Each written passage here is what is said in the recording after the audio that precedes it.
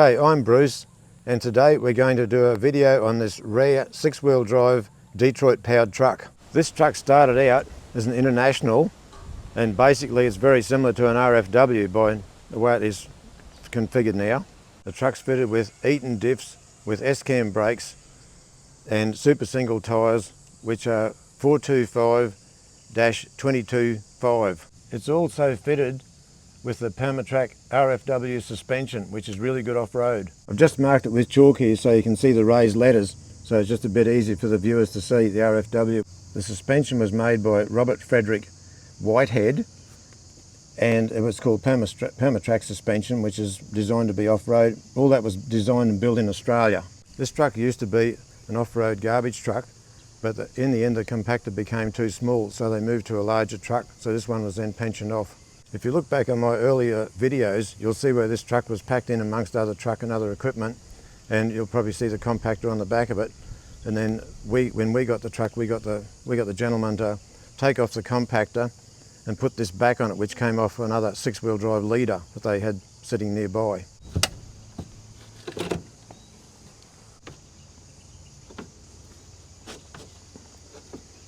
Everything's a bit stiff.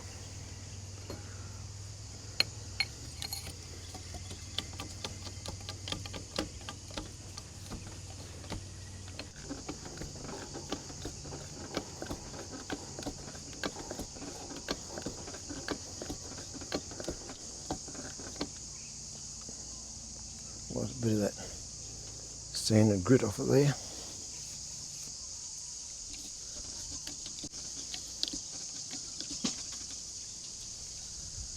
As you can see, it's fitted with a 653 two-stroke Detroit, V653 two-stroke Detroit, I'll say. It's all neatly placed in there, and the people that did all this conversion work, they did a power of work. They basically went number 3 Eaton diffs all the way through with S-cam brakes, then power steering, galvanised chassis, Kenworth cab, Allison Automatic transmission, and that two-stroke 653 Detroit. So it's had a lot of, nearly everything's been changed on this truck from one end to the other. So it would have been a massive job to try and mate all this stuff up. Everything had to pass an engineering test. This truck's had several engines in it. At one stage it had a turbo Perkins in it. Then it had a turbocharged one of these V653s in it. And now it's back to just a naturally aspirated 653. So it's got a long history of modifications to this truck. When I say naturally aspirated, I mean it still has a blower on it, which only slightly boosts the air going into the motor as far as air pressure goes. But in Australia, a lot of people will refer to that as a supercharged motor. One of the other major conversions the thing had done to it, it's got a tilting cab, which we think is really great. Something you can just put a jack handle in there and jack the cab over. If you want to do anything on the engine, you can get at it. And I suppose being an off-road truck, if something went wrong with the engine or blew a radiator hose or whatever, at least they could just get out and tilt the cab and work on the thing. That'd probably help the engine cool down a bit too, if you can tilt the cab and let a bit of fresh air blow through there, rather than have to work on something that's red hot. And you got to, some old things too, you had to actually pull the inner mudguard, or you had to pull a mudguard off behind the wheel to try and get in there to try and work on anything. So it was a big step forward to put a tilting cab on it.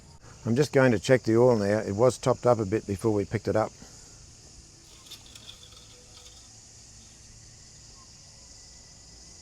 There we are, it's right up on the full mark. Could do with a change, which we will do.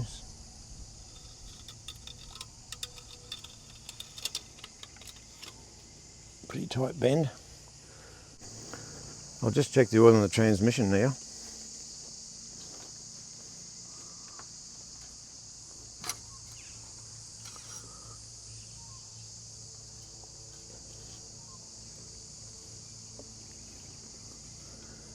Well, it should be probably checked while it's running.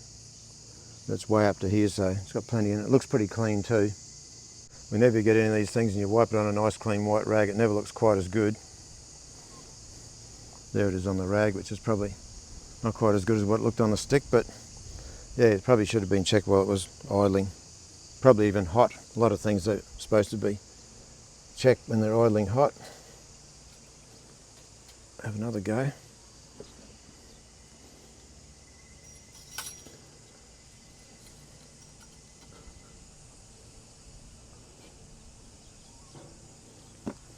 At least with this one you can actually get at stuff. You can get in here to work on things. If you've got to get at the alternator or water pump or thermostat, starter motor, all those sort of things that you probably have to work on somewhere along the line, at least you can get in there to work on it. Once you've worked on things that the cabs don't tilt on, it's a bit of a nightmare. And you come to something like this, you think, wow, that's a big step forward just to have a tilting cab.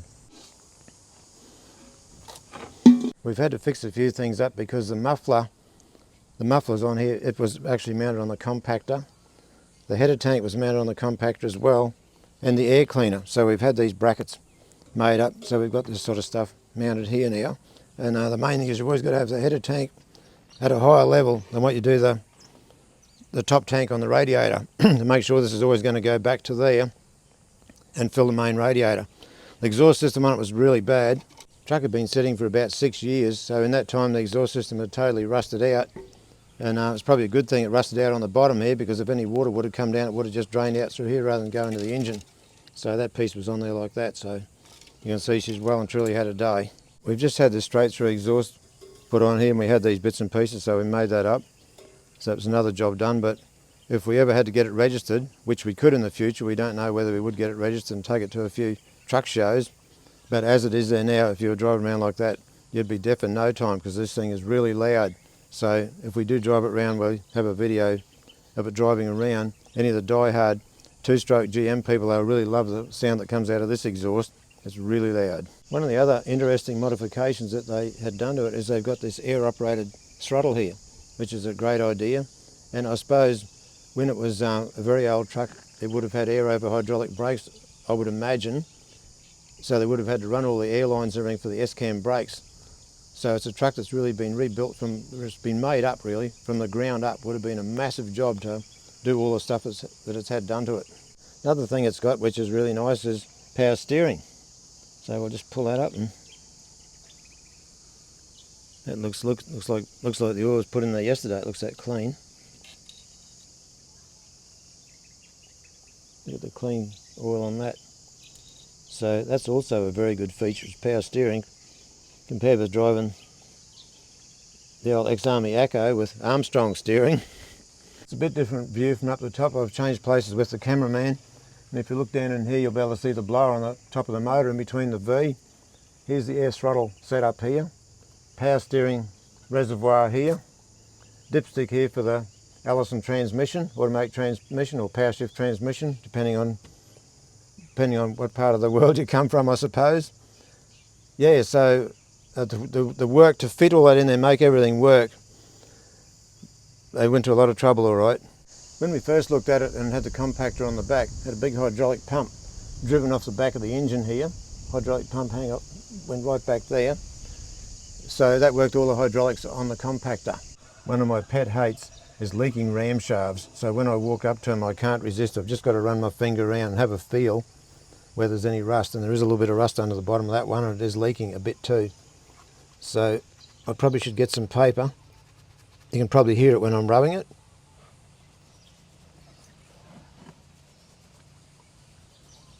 Right there, it's got rust right here. You can hear it there now, I'll bet. Yeah, so I'll get a bit of sandpaper, and the one man on there said about using an oil stone. I haven't tried that yet, but I reckon that might be better than using sandpaper. So some of the viewers on my channel have come up with some really interesting ideas, and obviously the old saying is you're never too old to learn. You're learning, I'm sure you're learning all your life. I thought I might try the oil stone first. So I'll start off with fine. I don't know what would be the appropriate grit, but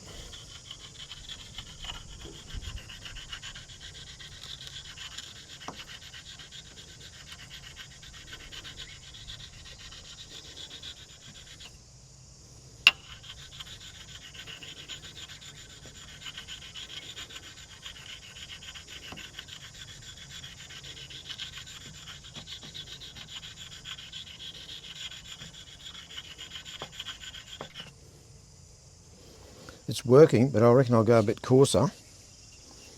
A lot of times they'll have fine on one side and coarse on the other.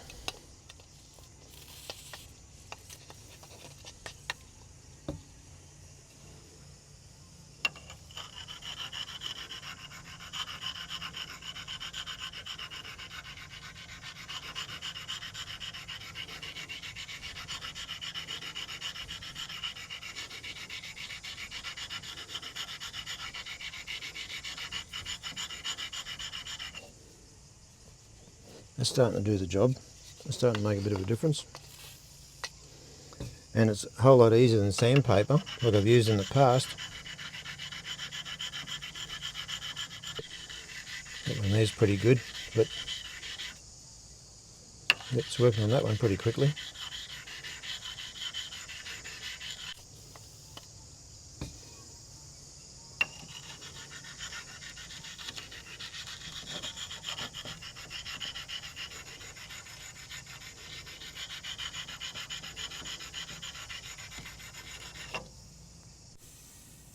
It's been raining for the last week, but it's starting to cool down a bit now too, which is really good. Not sure how long the rain's gone for, but it did say on the Weather Bureau last night it was supposed to rain again today, but we don't know.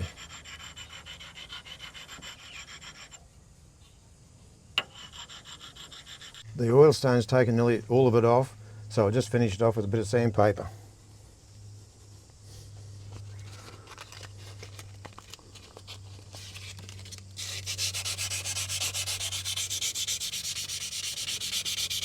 It's hard to believe it'd go rusty in a place like that, because when the cab's down, this is right in.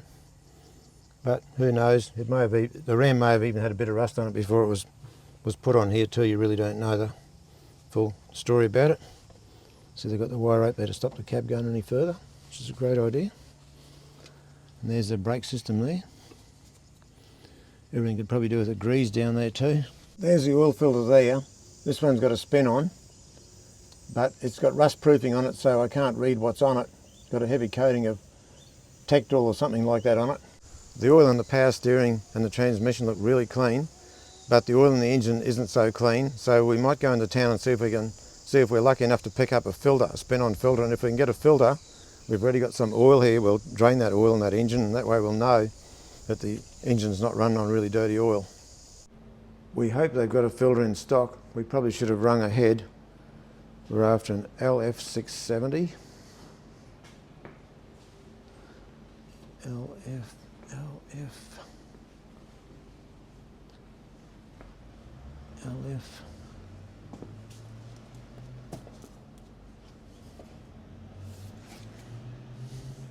LF670. That's the one we need today. Yep, it's a really good shop. Carries most of the stuff in stock, which is really good. Most times we can come in here, they've got the oil we want, they've got the filters we want, and they're open on a Saturday morning, which is really good.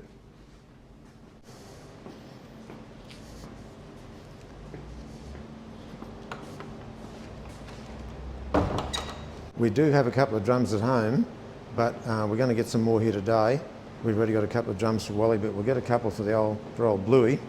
So we just got to find out and get the railroad oil. So we'll just work our way around here. Here we are, this one here.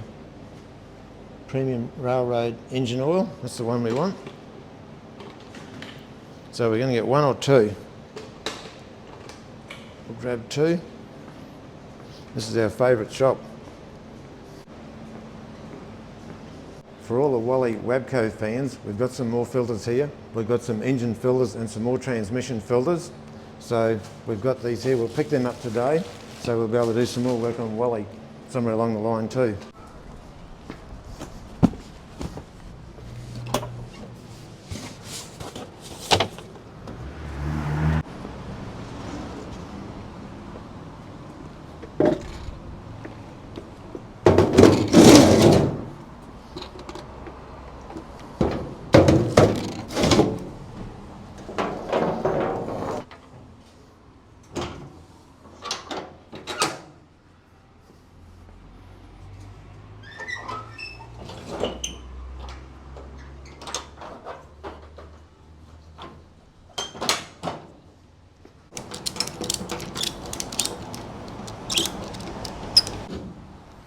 done. Don't know how I'm going to go because I can't find my larger filter remover, so I'm just going to hope that that one will be good enough to do the job. So we're just going to put the cab back down on the truck, start it up, warm the engine up a bit, and then pull the sump plug and drain her out. Just jack this back down.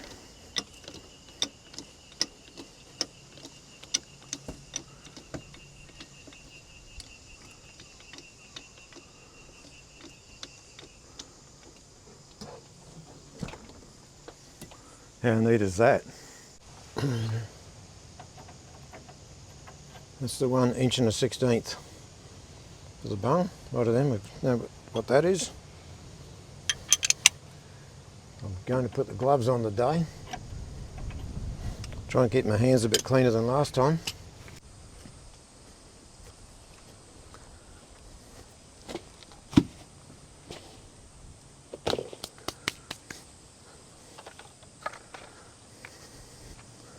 I've got the sack bag over the window to keep the rain out, but this one will probably end up living in the shed anyway, long term.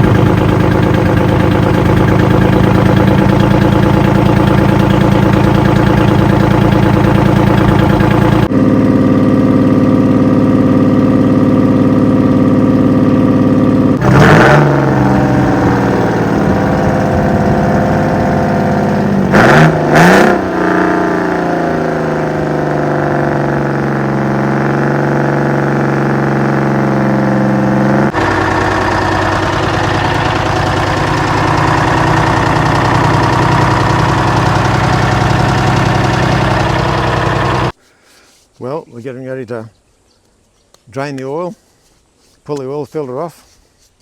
We've moved old Bluey back a bit, so obviously the sun's going over towards the west, so we've moved back, so we're going to be in the shade for a bit longer.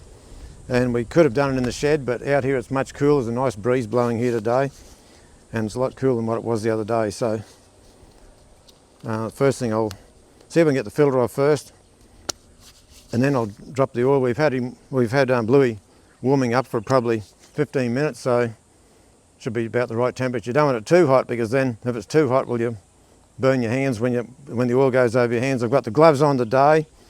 We haven't got any rain in sight just yet, so we're in no huge hurry like we were the other day with the old Echo.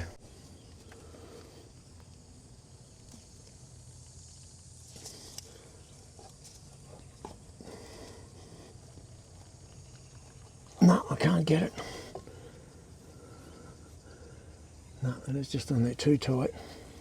I'm going to have to get a bigger filter remover. I've got another one here somewhere. This one here is just not good enough to do the job, and that filter is really on there tight. Obviously it's been on there for a long time, so I'm just going to have to look around and see if I can get a better one than that to do the job. What I'm going to do, I'm going to drain the oil. The oil can be draining out of the sump while I'm having a look around for another filter remover.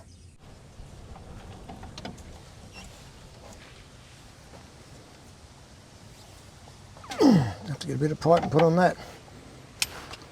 That bung is really tight, so I'll get the gas heater here, run around the outside of the bung, try and expand the hole where the bung is a bit. Got this set up here ready to go. Got the extension on here, make it a bit easier, because I wasn't doing much good the way it was before. So here goes, we're going to give it a shot with a bit of gas. I hope there's gas in it. Yep, we're right to go.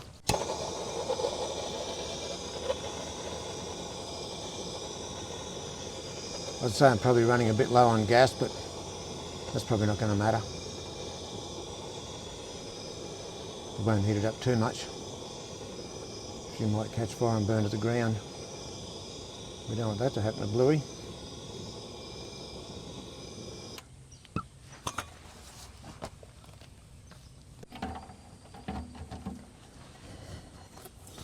We've got our extension on here. Right. Lucky I had the safety glasses on. A ton of dirt and dust fell down. No, gonna have to have a bit more. Certainly went off with a bang.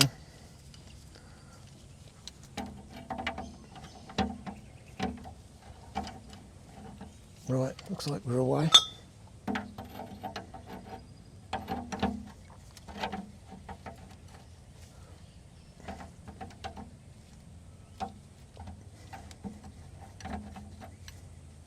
Yeah, it is loose. I was starting to wonder whether it was loose for a minute, but I'm sure it is loose. Is the oil going to hit that diff? I think it probably will. And a little bit of an angle at bung. It's actually hotter than what I thought it would be, but I suppose I have heated it up.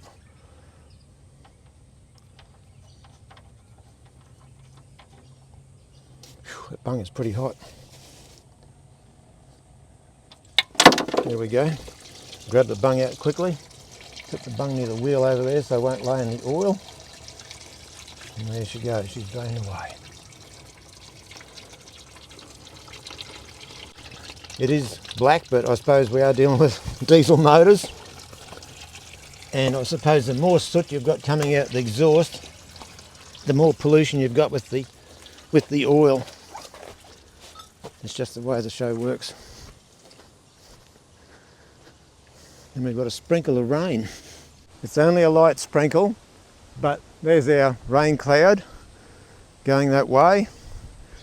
So the one weather forecast said it was going to rain today, the other one said it may not rain today, but we're hoping for no rain, but we'll have to see what happens. Time to put the tin back on the exhaust. Down comes the rain.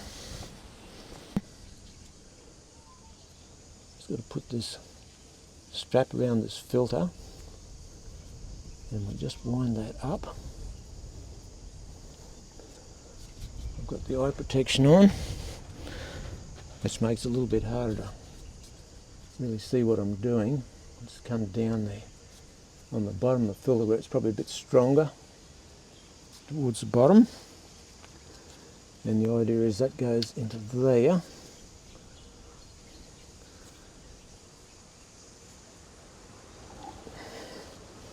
Right, can I get it?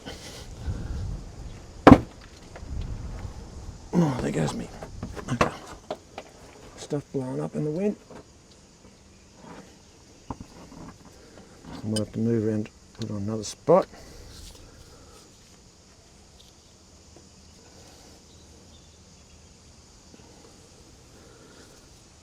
I'm going to have to put an extension on it, I think, to try and get back further. This is going to test out the strap.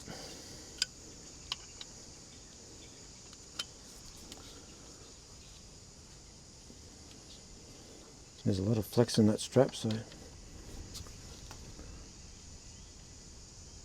it's a very tight filter. There we go. I think it's moving.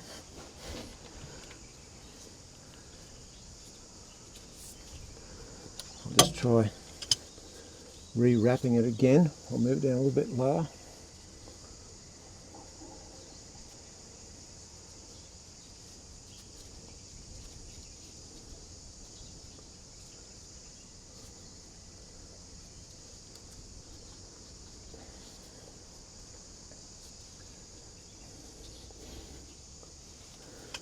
My friend Shane, he thought these were the best. And he had a ton of earth moving gear. He still thought these were the best.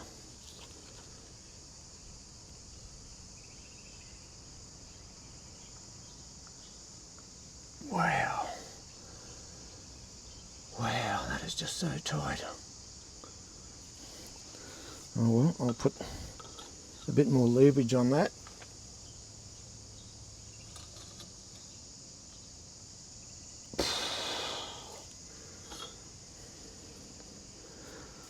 I think I'm going to have to go for a ratchet and put the extension on the ratchet.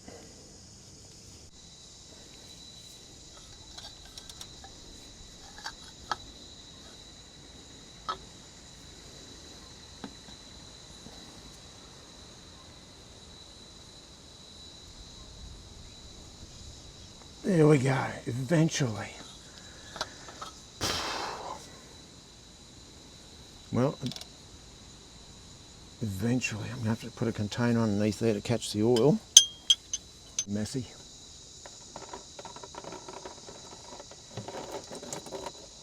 Just let that run for a tick. Just a patience job with this one.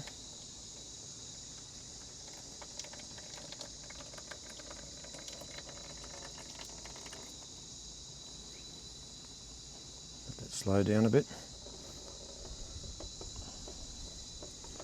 We've got a fair bit of wind there too, so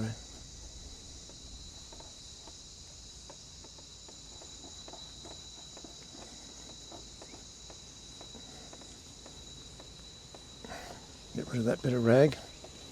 Another bit of rag.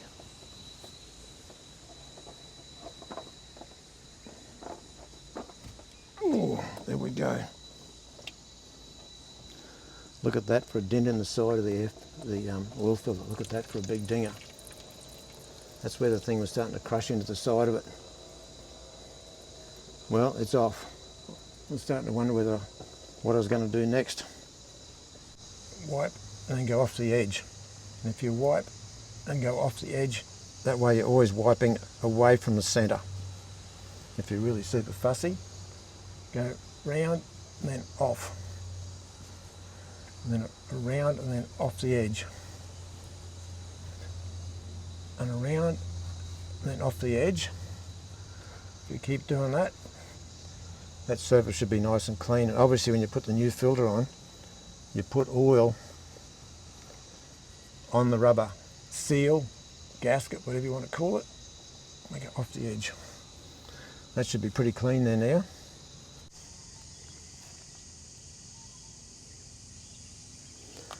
Now just in case that turns out to be out of sight, we'll come around here.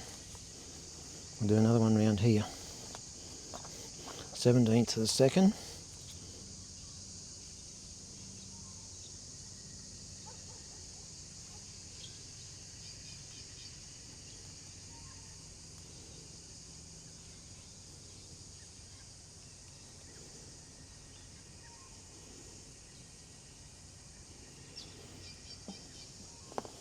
Same thing on the bottom end of it.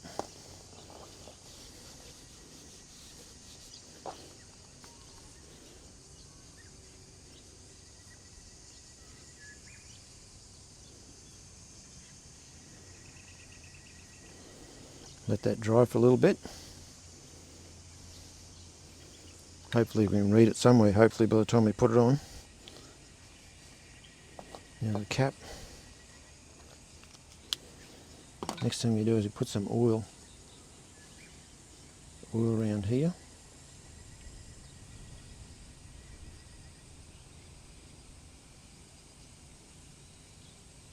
Bit on the thread, won't do any harm.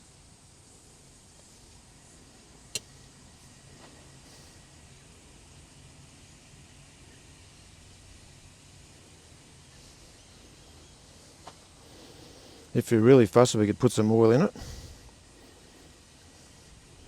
But it's on a bit of an angle like that, so I might just make a big mess if I do that. Is this dried yet? Good, that's dried. Is that dried? Yep. Rightio, we're right to go.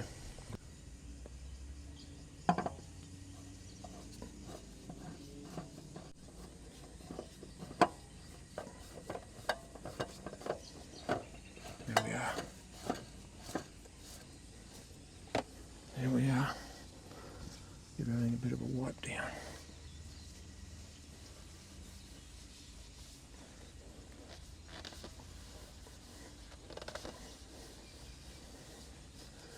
Right, gloves will have to come off so I can get a grip on it.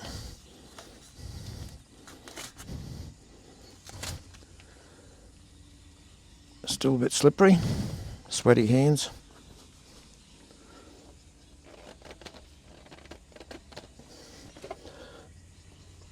Rightio.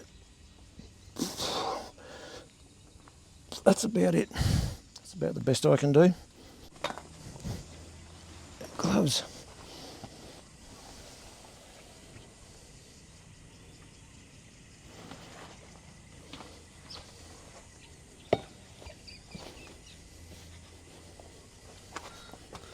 Look at the dent in the side there.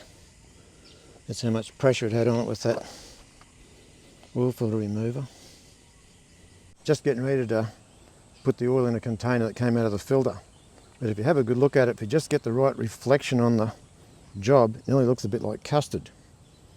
If you get the right reflections there, it just looks sort of heavy like custard. Of course, it has got a bit of grass and dirt and a bit of other junk in there too that would have just fallen off when I undid it, because the outside of the filter was pretty dirty. So in she goes. So I'd say it probably needed changing.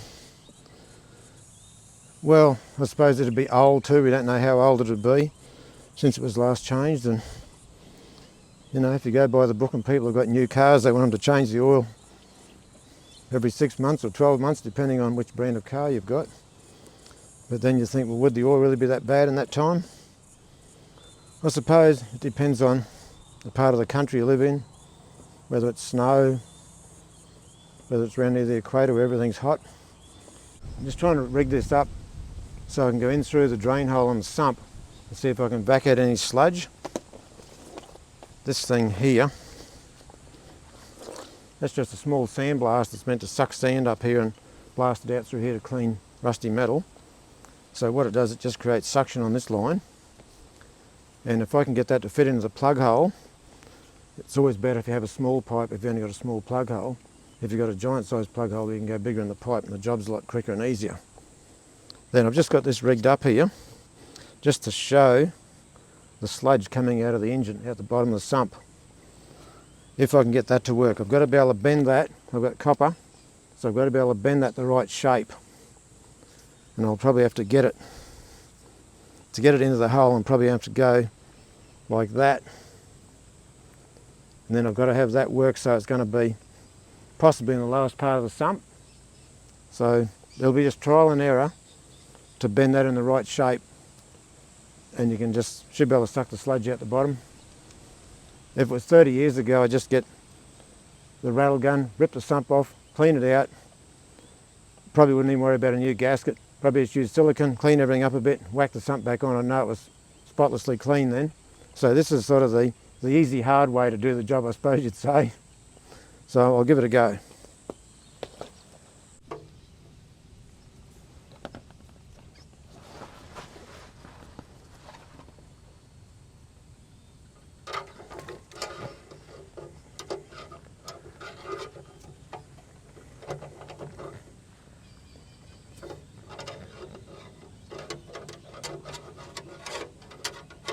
Righto, we'll see if that does anything.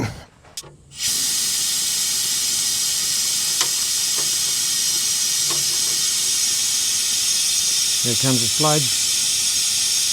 Very slow, but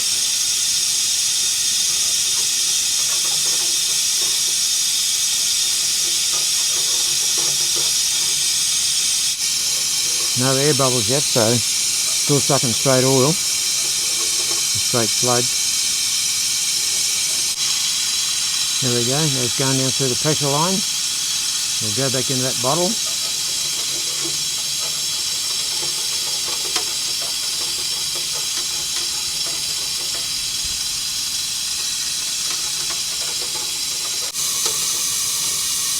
I used to have a whole series of these pipes to put in the sump made up of all different angles and curves.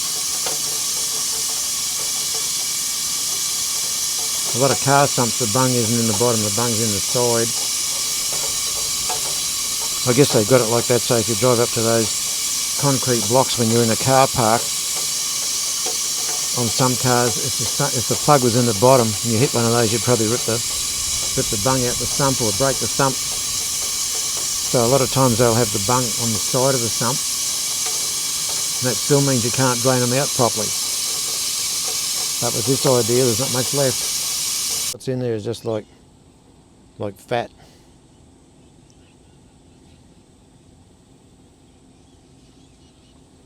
You can see it's pretty, there's no lumps or anything, but it is fatty. I think it's blocked So if you watch here, you might be able to see if any rubbish comes out. It might blow off here too.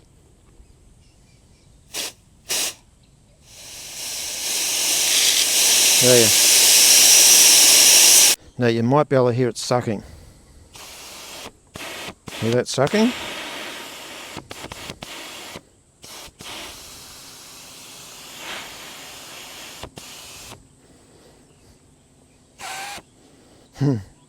Yeah, I can hear it sucking anyway, and I've got pretty poor hearing. Yeah, it's definitely sucking there now.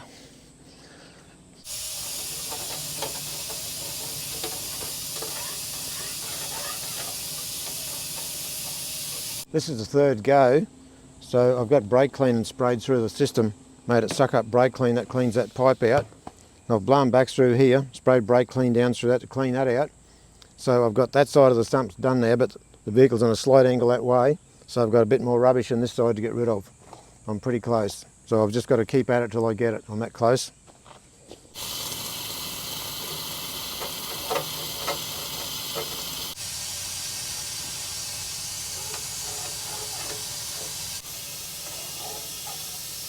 We're probably on the final time here this time. Starting to suck a bit of air off the bottom.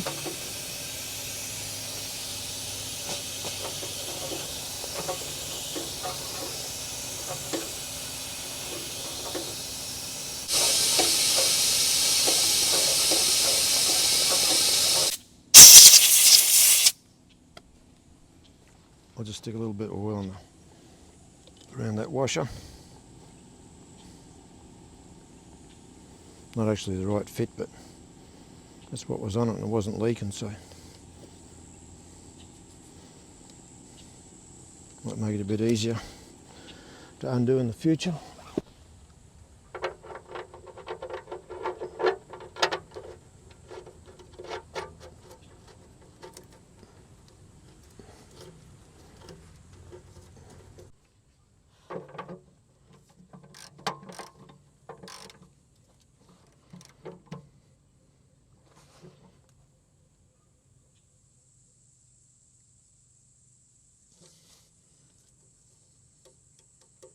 Got to be up to it. Just check it again.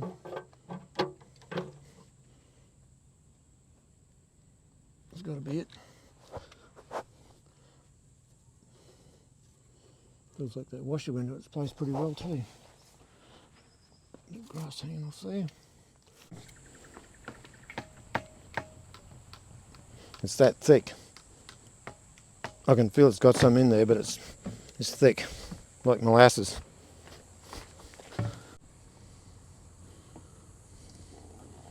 Have a look in the bottom there.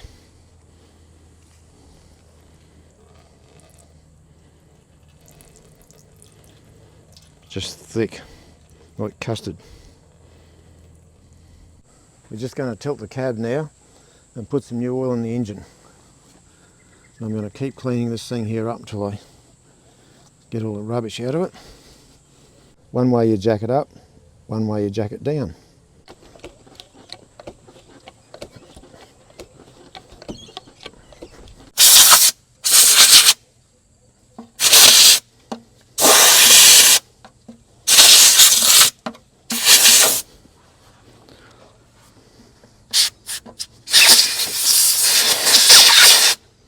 Give that a bit of a rub with a rag. I can't do a real lot with it. Unless I can put that in over the edge maybe.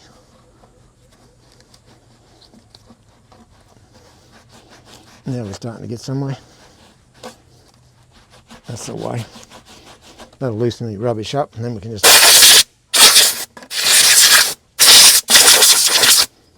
Right.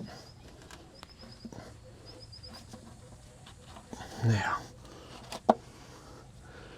feels like it's sprung loaded a bit, but maybe not. I'm going to wipe it away from the edge again. Away from this edge. Away from the next edge. Right, that way we're not putting junk in. This has got a bit of junk on it here, so I'll just clean that off. It feels a bit gritty too, so I'll put some brake clean on that, clean that off.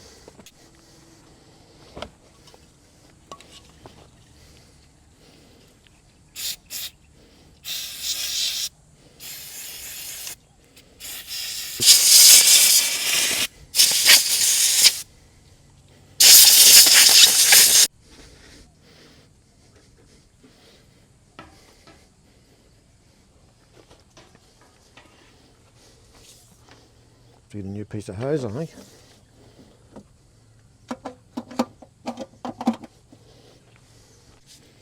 Premium railroad engine oil, SAE 40.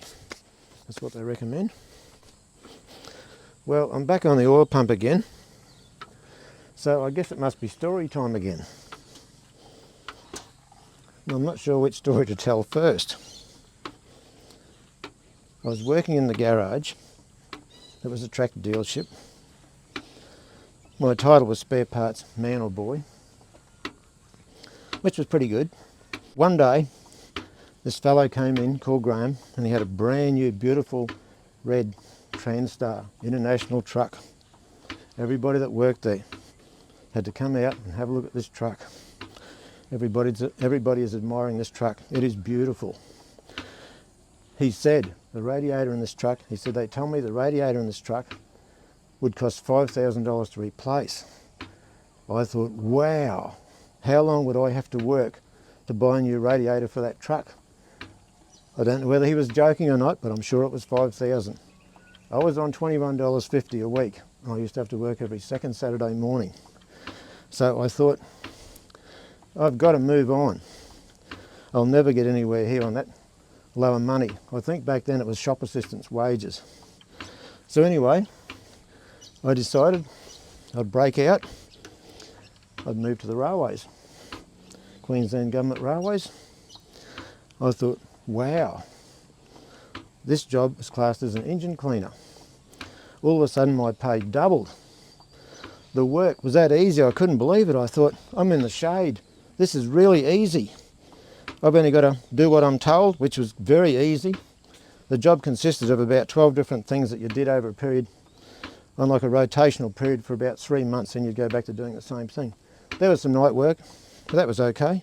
It was the first place I struck the Detroit or GM two-stroke engine in the locomotives. I thought to myself, they are big. Man, they are big engines. I'd never seen engines anywhere near that size. The smallest one we had was a diesel hydraulic with a D9 Caterpillar motor, boosted from 410 horsepower to 502 at 1300 RPM. And we used to have to clean them down.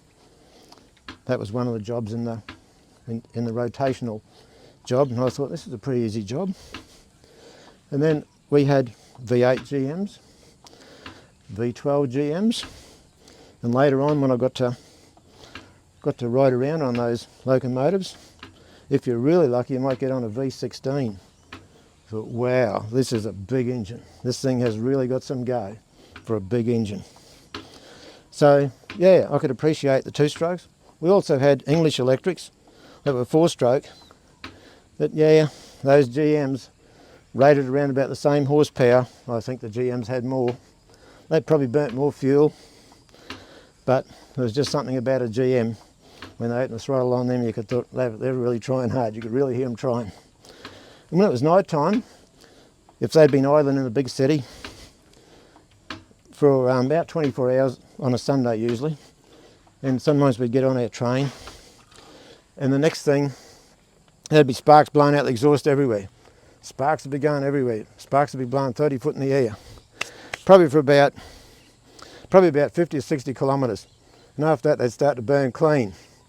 So yeah, that was a pretty fun time to have that job, especially from where I'd come from. I thought, this is a dream job.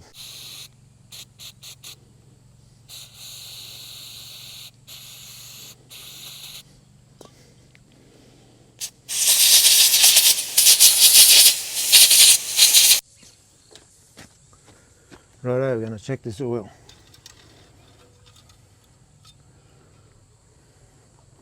Remember, when it starts, by the time it fills that oil filter up, obviously it's above full there, but it hasn't been started.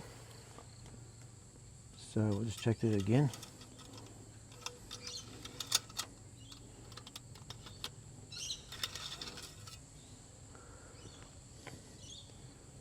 I'm not even sure where we're at because I pulled the stick back out.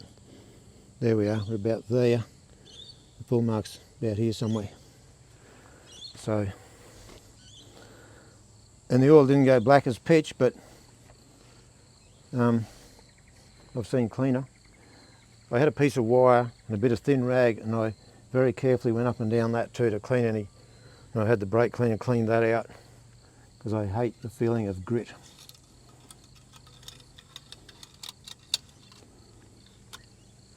Right, that's as good as we're going to get that. The sun is starting to set, so we've got to take it for a run after doing all this much work. So we'll put the cab back down and get her going and take her for a lap.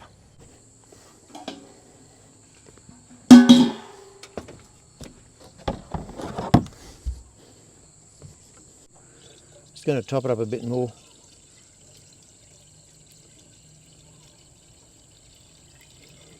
Yeah, I think it's right, it's nearly full.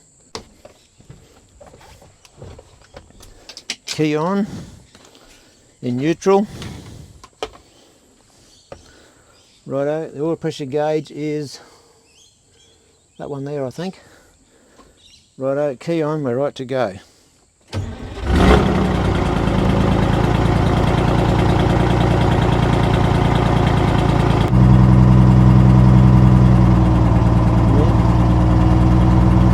we are, good oil pressure.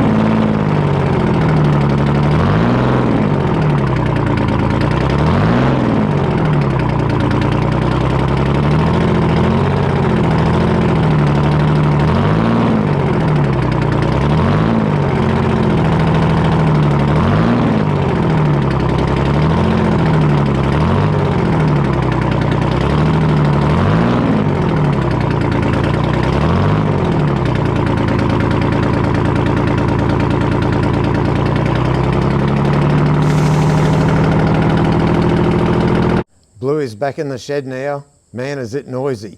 You could hear it for miles around, I reckon. Well, that's probably it for this video. Somewhere in the future, we might do some more work on Bluey and see if we can get him up to scale where he might be able to pass a machinery inspection. If we can get it to that point, we might try and put on Heritage Rego. If you've had anything to do with these ear-piercing Detroits, feel free to leave a comment. Until next time, thanks very much for watching.